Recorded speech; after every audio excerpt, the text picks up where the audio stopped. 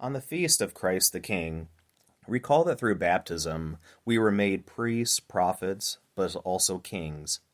King, in the sense that we extend Christ's rule or kingship, because if we are not ruled by Christ the King, then our lives are ruled by something lesser, perhaps our ego, power, pleasure, honor, or wealth. The most pressing group we need to spread Christ's rule to is our young people. Statistics show 40% of them are religiously unaffiliated. Recently, Bishop Robert Barron presented 5 paths to bring our youth into a relationship with Christ. First, young people have an incredible appetite for justice. We have remarkable teachings on social justice in our tradition. Historically, what made the Catholic Church great is its outreach to the poor and marginalized. We fed, clothed, nursed, and educated people. In my own life, the experience of rebuilding homes and serving the elderly shaped me into the Christian I am today.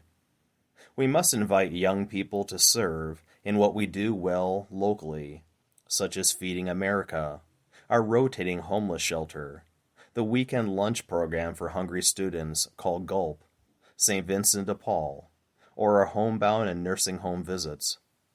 The more involved young people are in the work of justice, the closer they stay in the life of the church. Second, young people don't like being told what to do and think, so show them something beautiful first. Try visiting a church or shrine, using the excuse that you are touring some beautiful architecture. After all, the grandeur of our churches speaks to the grandness of God. Leave a picture book on your coffee table of St. Peter's in Rome or other church artwork. Share the beauty of your own witness in the faith. Bring them to Mass when the children's choir sings, to our ecumenical Advent concert, or better yet, invite them to share their musical talents at church. Beauty is non-threatening, because we are not telling them what to do, we are showing them an attribute of God. Third, don't dumb down the gospel message. Nobody wants to give their life for something slightly more than the world has to offer. We want something out of this world. We want God.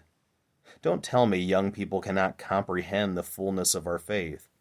They are learning and memorizing complex tasks every day. Have you seen the video games they play? Their mastery of electronics? Their memorization of movies and songs? Or the math and science at school? Young people have real questions and desire direction around tough issues in life. Our Lord and our tradition have what they are looking for. Fourth, our parishes have to be missionary training sites, because if the young people are not coming here, we must go to them. There are 5 thresholds that a person crosses when coming to the faith, according to Sherry Waddell in her book Forming Intentional Disciples.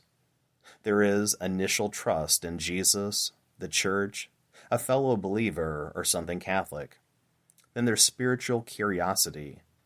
To go deeper, there must be a desire or curiosity in them to know more about Jesus, his life, his teachings, or the Catholic faith.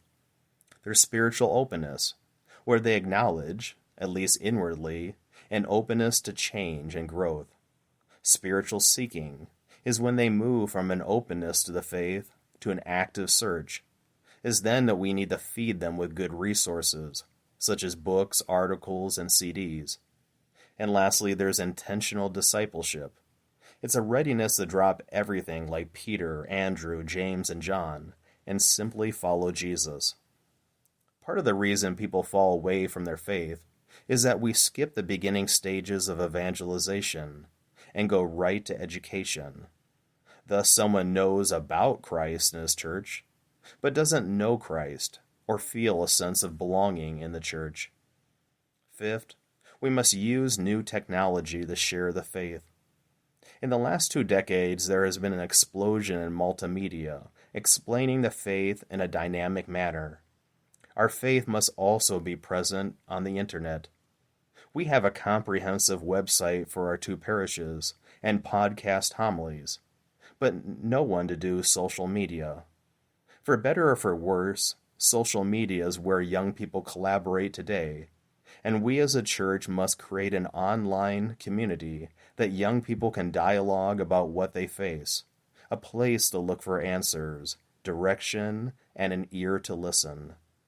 In addition, our personal online postings could be shifted from something that glorifies our ego to something that glorifies God, who is present in all that is true, good, and beautiful.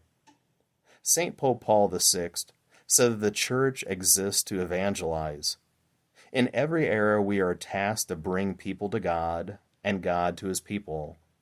For Pope Francis said, every Christian is challenged, here and now, to be actively engaged in evangelization.